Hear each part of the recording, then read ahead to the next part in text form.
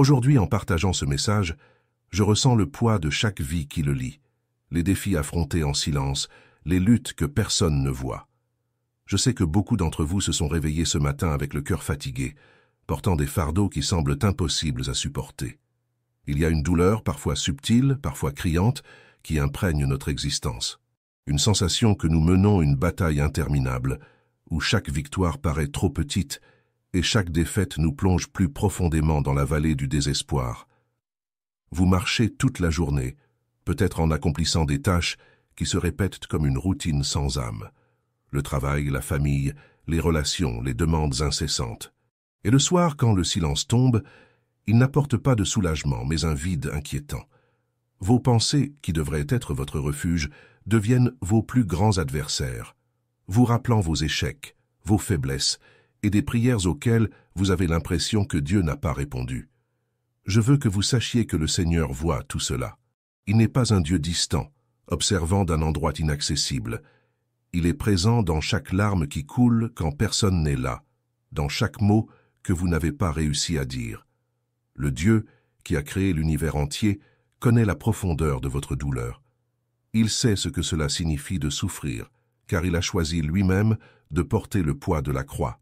Ne pensez pas, même un instant, qu'il est indifférent à votre douleur. Mais peut-être le plus grand défi que nous affrontons en tant que chrétiens n'est pas l'absence de Dieu, mais notre difficulté à le voir au milieu des tempêtes. Nous attendons des signes, des réponses claires, des solutions immédiates. Nous voulons que Dieu crie, mais il murmure. Nous voulons qu'il ouvre les cieux, mais il parle dans le silence. Cependant, c'est dans ce murmure, dans ce silence, qu'il nous rappelle la vérité que nous oublions si facilement. Vous ne luttez pas seul. Christ est déjà vaincu. Il a pris sur lui non seulement les péchés du monde, mais aussi le poids de votre anxiété, votre honte, votre douleur. Quand il a déclaré « tout est accompli » sur la croix, il proclamait la victoire sur tout ce qui aujourd'hui tente de vous abattre. Le problème, c'est que très souvent, nous vivons comme si nous luttions une bataille qui a déjà été remportée. Nous reprenons les fardeaux que Jésus a déjà portés, croyant que nous devons tout résoudre par nos propres forces.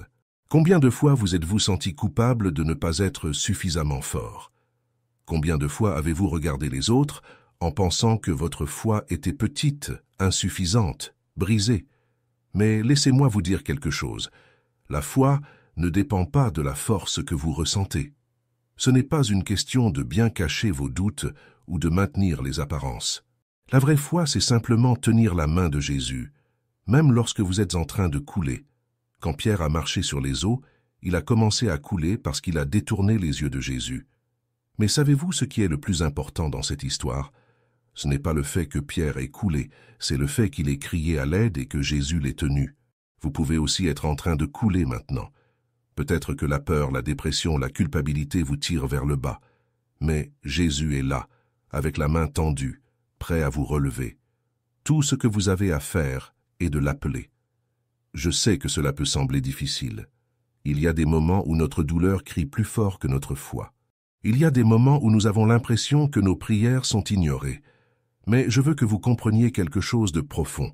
Dieu ne reste pas silencieux parce qu'il vous a abandonné. Il travaille en coulisses, vous façonnant, vous fortifiant, vous préparant à quelque chose de plus grand. L'attente n'est pas une punition, c'est une préparation.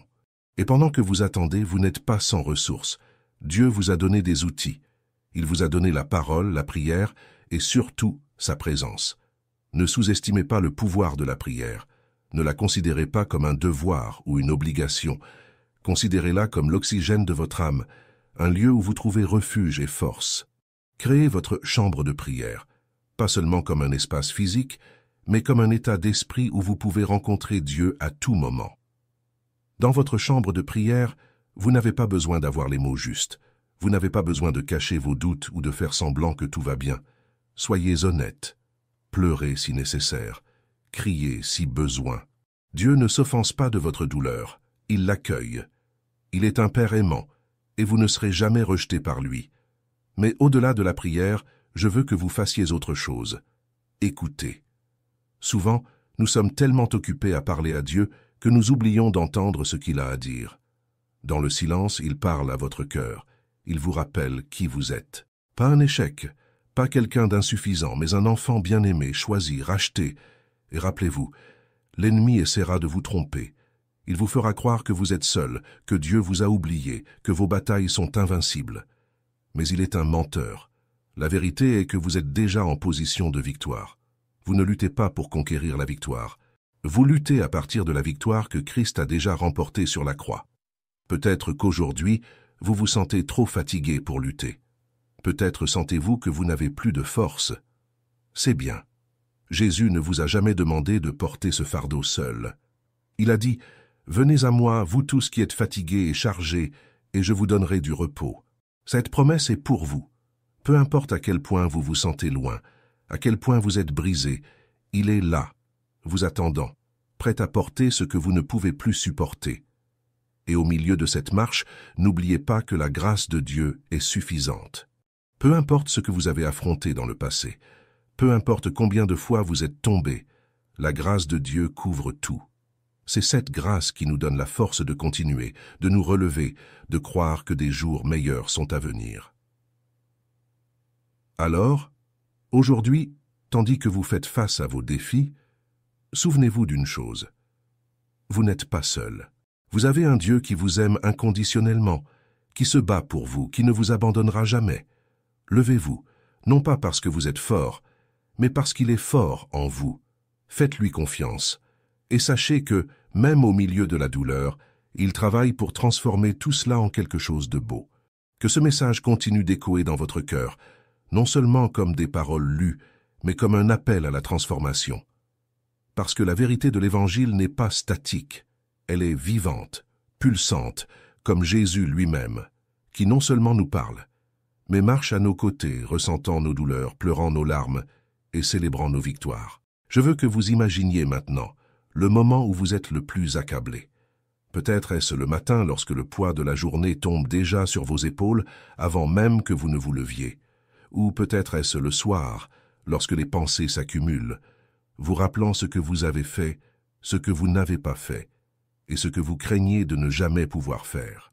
Il y a une pression invisible que nous ressentons tous les jours, un fardeau que nous portons non seulement dans le corps, mais dans l'âme. Satan, l'accusateur, est rusé.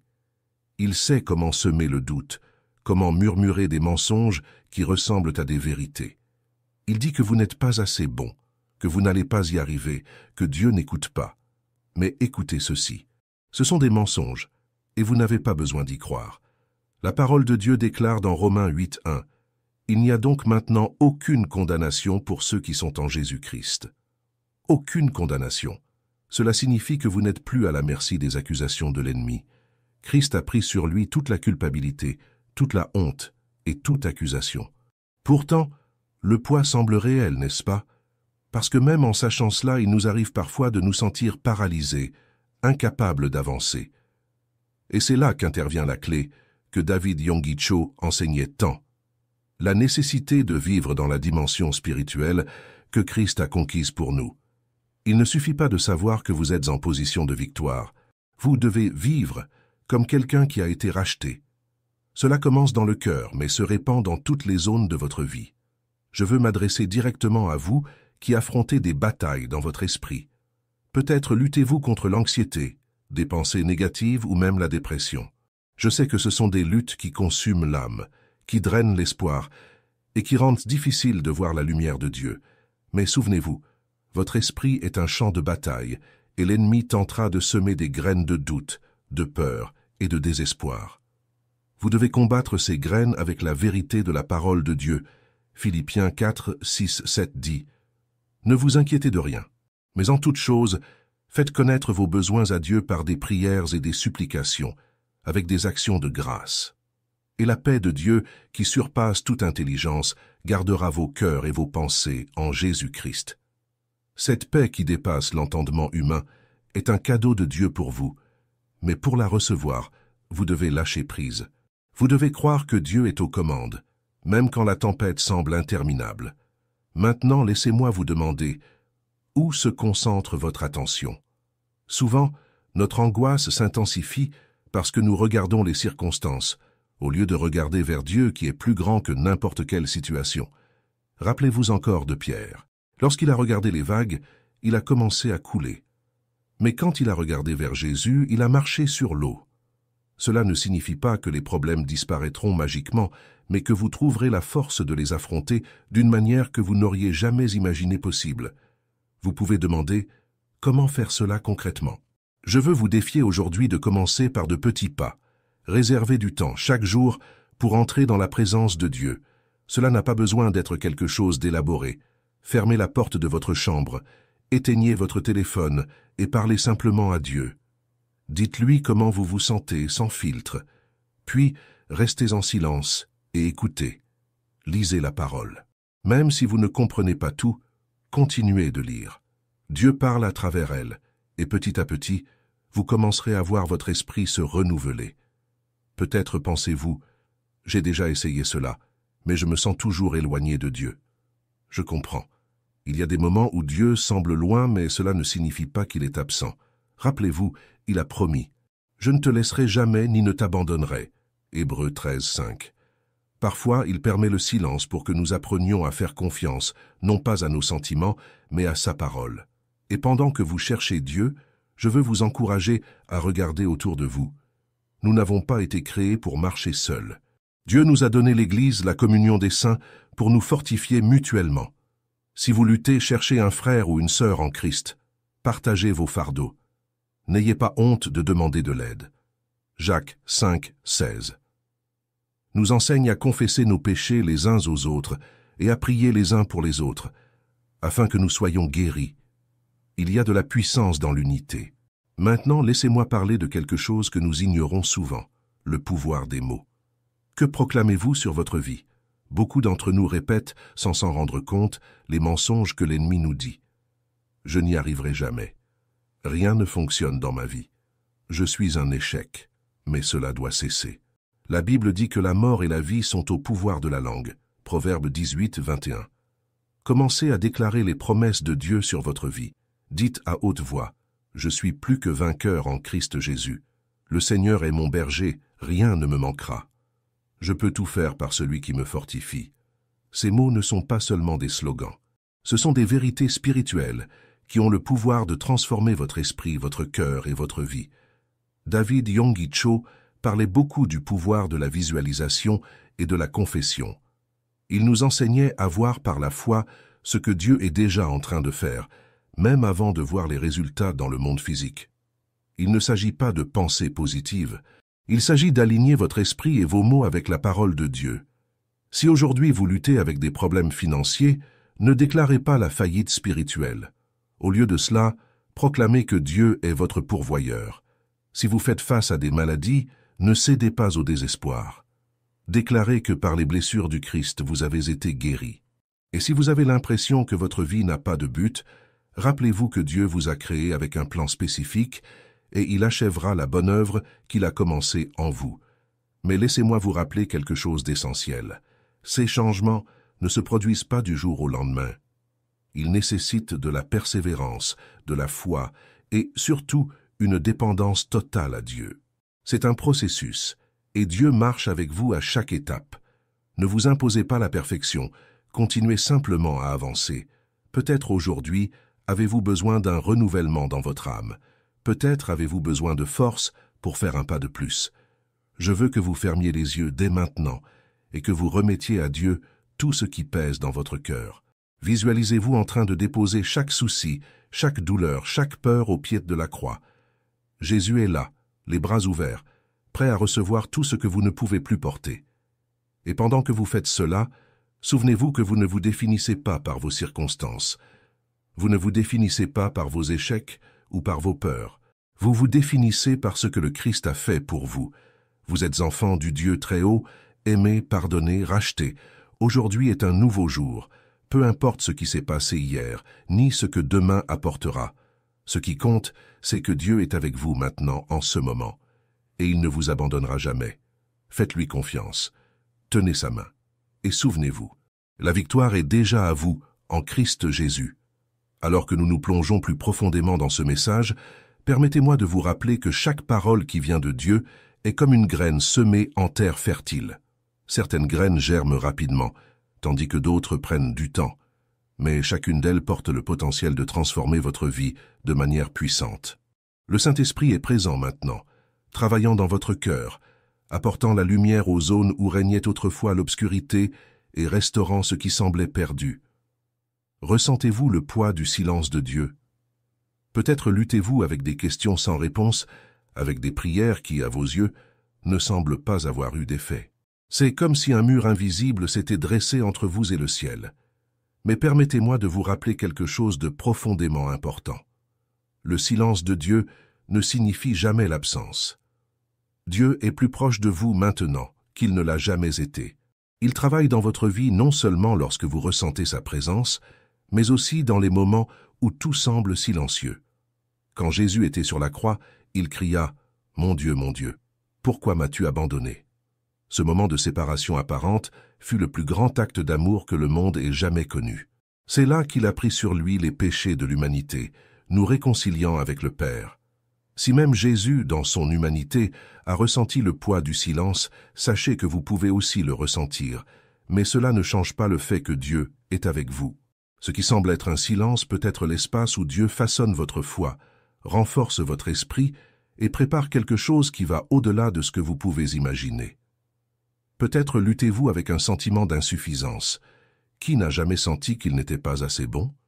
Qu'il a échoué à être la mère, le père, le mari ou l'épouse qu'il devrait être? Qu'il ne répond pas aux attentes au travail, dans la vie ou même dans la foi? Ce poids peut écraser le cœur d'une personne, aspirant sa joie et son espoir.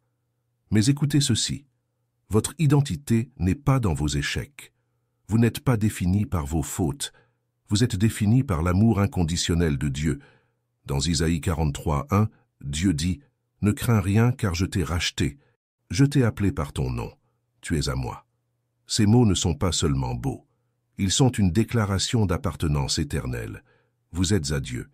Il vous a acheté avec le sang de son Fils. Il ne regrette pas de vous avoir choisi. Même lorsque vous tombez, il est là, prêt à vous relever. La marche chrétienne n'a jamais été promise comme une route facile, mais elle a été promise comme une route accompagnée. Dieu ne vous laissera jamais seul dans ce voyage.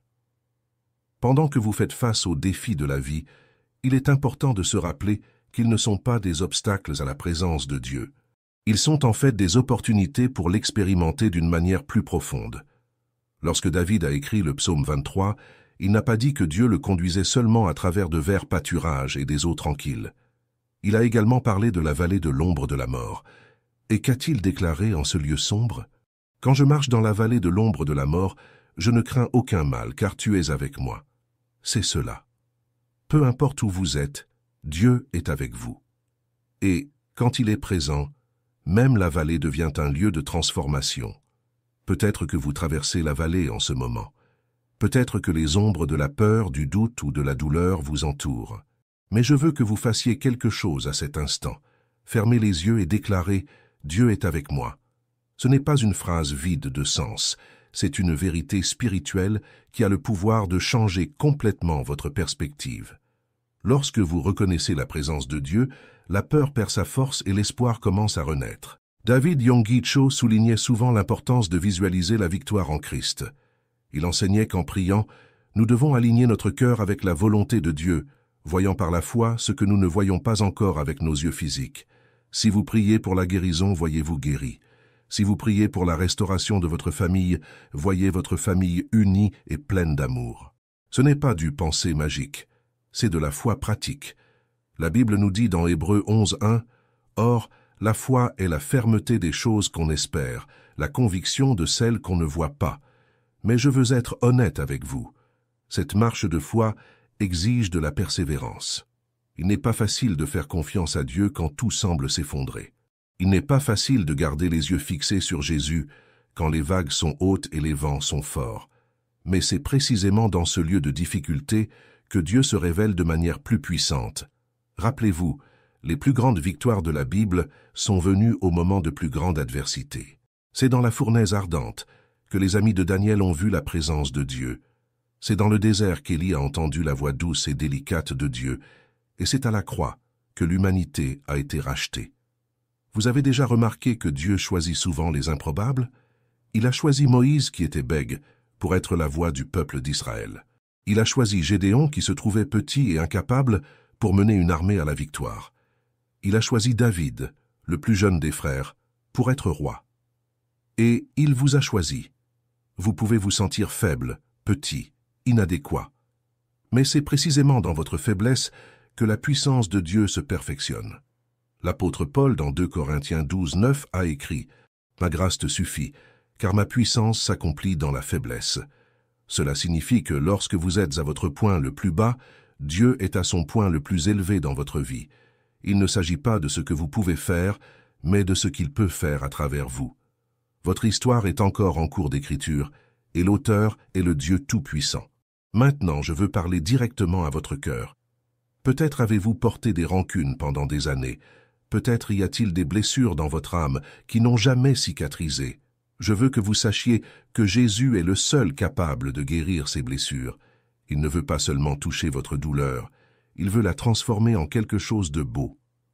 Psaume 34, 18 nous dit « L'Éternel est près de ceux qui ont le cœur brisé, et il sauve les esprits abattus. » Dieu ne rejette pas votre douleur, il l'accueille. Il transforme les cendres en beauté. Mais pour cela, vous devez tout remettre à lui. Vous devez renoncer au contrôle. Je sais que c'est difficile. Nous, les humains, avons tendance à retenir nos douleurs, comme si nous avions peur de les perdre. Mais Jésus vous dit aujourd'hui, « Laissez-moi faire, je prends soin de vous. » Faites-lui confiance. Il est fidèle. Et pendant que vous faites confiance, rappelez-vous qu'il y a un but dans votre douleur. Dieu ne gaspille jamais la souffrance. Il peut utiliser les moments les plus difficiles de votre vie pour atteindre les autres, pour leur montrer son amour et sa puissance.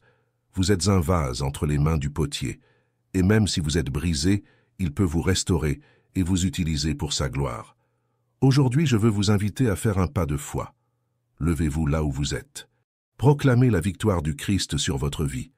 Déclarez que vous êtes libre, que vous êtes aimé, que vous êtes plus que vainqueur, peu importe ce que l'ennemi vous a dit. La parole de Dieu est la vérité, et la vérité est que vous lui appartenez. Et ainsi, pendant que nous marchons ensemble dans ce voyage spirituel, je veux que vous voyiez clairement quelque chose. Dieu ne veut pas seulement changer vos circonstances, il veut vous transformer. La victoire du Christ sur la croix est plus qu'un billet pour le ciel. C'est une clé pour vivre en toute liberté ici et maintenant. Mais cette liberté n'est pas seulement extérieure. Elle ne concerne pas seulement ce qui se passe autour de vous. C'est une liberté intérieure, une libération qui commence dans le cœur et se reflète dans chaque aspect de votre vie. Combien de fois vous êtes-vous senti enchaîné par les attentes des autres? Combien de fois votre esprit a-t-il été envahi par des pensées de comparaison, d'envie ou d'échec? La lutte quotidienne est réelle, je le sais. Mais écoutez ceci. Le même pouvoir qui a ressuscité Jésus d'entre les morts est disponible pour vous. Ce pouvoir n'est pas seulement à utiliser en moment de désespoir, mais chaque jour ordinaire, dans chaque décision, dans chaque pas que vous faites. David Yonggi-Cho enseignait que la vie chrétienne se vit de l'intérieur vers l'extérieur. Ce qui se passe dans votre esprit détermine ce qui se passe dans le monde qui vous entoure. C'est pourquoi il insistait tant sur la prière, sur la relation intime avec Dieu. La prière n'est pas seulement un moment de requête, c'est l'espace où votre cœur s'aligne avec le cœur de Dieu. C'est là, dans la chambre de prière, que vous apprenez à écouter la voix du Père et à faire confiance à ses plans, même lorsqu'ils semblent différents des vôtres. Je sais qu'il y a des moments où vous vous sentez épuisé, sans force même pour prier. Peut-être avez-vous déjà pensé, à quoi bon? Mes paroles ne font aucune différence. Mais je veux vous rappeler quelque chose. Vos prières ne sont pas mesurées par votre éloquence ou par votre sentiment de foi à ce moment-là. Elles sont entendues parce que Dieu est fidèle. Romains 8, 26 nous dit que, même lorsque nous ne savons pas comment prier, le Saint-Esprit intercède pour nous avec des gémissements inexprimables. Vous n'êtes pas seul, même dans votre prière. Dieu lui-même est à vos côtés, vous aidant à mettre en mots ce que votre cœur ne peut exprimer. Alors que vous grandissez dans la communion avec Dieu, quelque chose commence à changer. Votre vision est transformée. Ce qui autrefois semblait insupportable commence à perdre son poids. Cela ne signifie pas que les problèmes disparaissent, mais qu'ils n'ont plus le pouvoir de vous voler votre paix. Lorsque vous voyez vos circonstances du point de vue de Dieu, vous réalisez qu'elles ne sont pas des obstacles, mais des marches vers quelque chose de plus grand. David Yonggi disait souvent que nous devons vivre avec une expectative surnaturelle. Cela signifie regarder chaque jour non comme une répétition monotone, mais comme une opportunité de voir Dieu agir. Ce n'est pas seulement de l'optimisme, c'est la foi en action. C'est se réveiller et déclarer « Aujourd'hui est le jour que le Seigneur a fait. Réjouissons-nous et soyons dans l'allégresse. » C'est vivre avec un cœur ouvert à l'inattendu, à l'extraordinaire que Dieu peut accomplir. Mais je veux que vous compreniez quelque chose de profondément important. La transformation que Dieu souhaite opérer dans votre vie n'est pas seulement pour vous. Elle est pour que vous puissiez être un canal de bénédiction pour les autres. Votre douleur, votre lutte, vos victoires, tout cela fait partie du témoignage que Dieu veut utiliser pour impacter ceux qui vous entourent. Lorsque vous partagez ce que Dieu a fait dans votre vie, vous devenez une lumière au milieu de l'obscurité, un phare d'espoir pour ceux qui sont encore perdus. Alors n'ayez pas peur d'être vulnérable. N'ayez pas peur d'admettre que vous luttez aussi, que vous avez aussi eu des doutes, car c'est dans votre faiblesse que la force de Dieu est la plus évidente. Quand les gens voient ce que Dieu a fait en vous, ils commencent à croire qu'il peut faire de même pour eux. Votre histoire a du pouvoir. Ne la cachez pas. Et maintenant, je veux terminer ce message par une invitation. Pas une invitation à quelque chose de facile ou de confortable, mais à quelque chose de transformateur. Je veux vous inviter à tout remettre à Dieu. Vos peurs, vos doutes, vos rêves, vos douleurs, ne gardez rien. Placez tout au pied de la croix. Car c'est là, à la croix, que vous trouvez la liberté. C'est là que vous trouvez l'amour inconditionnel de Dieu. C'est là que vous trouvez votre véritable identité. Fermez les yeux un moment. Imaginez-vous devant la croix. Visualisez Jésus vous regardant avec des yeux pleins de compassion et d'amour. Il connaît chaque détail de votre vie. Il sait où vous avez échoué, où vous êtes tombé. Mais il ne vous voit pas comme un échec. Il vous voit comme quelqu'un pour qui il valait la peine de mourir. Il vous voit comme son enfant bien-aimé, racheté par le sang. Et maintenant, pendant que vous êtes là, laissez tout ce qui pèse sur votre cœur. Laissez la peur. Laissez la culpabilité. Laissez la honte. Laissez même les bonnes choses, car même elles peuvent devenir des idoles lorsque nous les tenons trop fort. Remettez tout et écoutez la voix de Jésus disant « C'est accompli. J'ai déjà conquis cela pour toi.